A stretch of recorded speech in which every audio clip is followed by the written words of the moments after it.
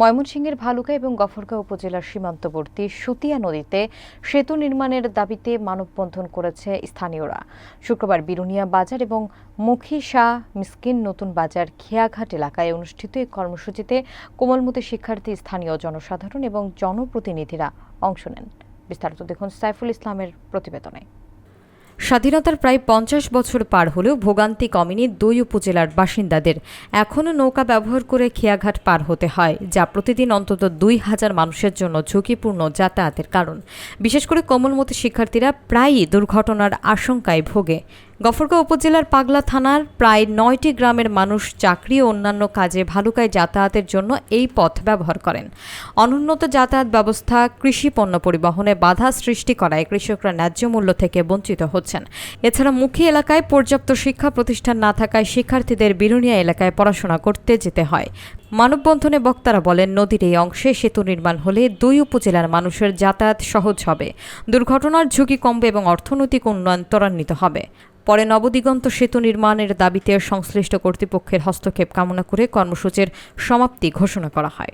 গফরগাঁও উপজেলার অন্তর্গত ৭ নং মশাখালী ইউনিয়নের বেলাবো এবং মুখী গ্রামের ৬ নং ৫ নং ৬ নং ওয়ার্ডের বাসিন্দারা অত্যন্ত অবহেলিত, বঞ্চিত। আমাদের পরবর্তী যে এই মুখী শাহ মিসকিন খেয়াঘাট, এই ঘাটের এর পরবর্তী হচ্ছে ভালুকা উপজেলা, একটা শিল্পাঞ্চল। এই শিল্পাঞ্চলে আমাদের সকালে মানে কাকডাকা ভোর থেকে শুরু করে শত শত গার্মেন্টস কর্মী অত্যন্ত দুর্বিষহ জীবনযাপনের মাধ্যমে এখান দিয়ে ঘাট দিয়ে পার হতে হয় এবং অনেক সময় ক্ষেপণ করতে হয়।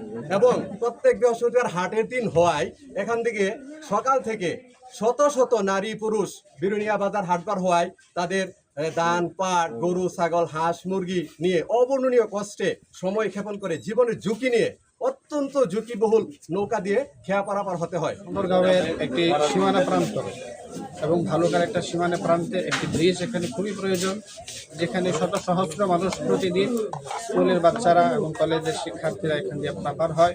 ব্রিজটা হইলে কি সুবিধা পাইবেন?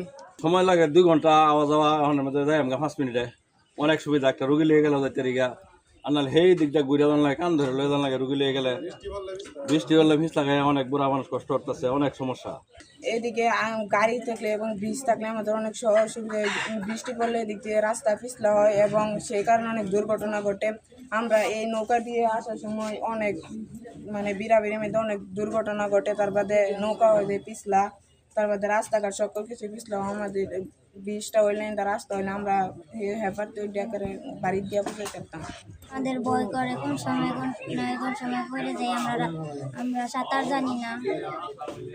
অনেক সমস্যা আছে আমাদের নৌকার জন্য অনেকক্ষণ দাঁড়িয়ে থাকতে হয়, বৃষ্টির সময় অনেকক্ষণ দাঁড়িয়ে থাকতে হয়। এখানে আমাদের একটা ব্রিজ চাই, যাতে আমরা সহজভাবে আনিগুলো করতে পারি। আমাদের বাড়ি এবারে আমরা খেতে রয়ে যাই বিদ্যালয়ের জন্য, এখন কি এবারে কোনো বিদ্যালয় নাই, তাই আমরা নৌকা পার হয়ে যাই।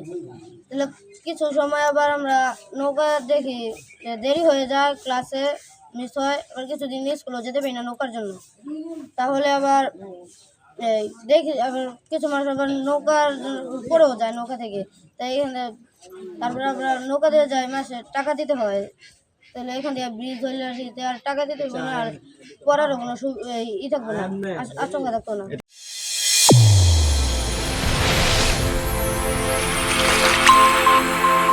চ্যানেল A1 হৃদয়ের স্পন্দন।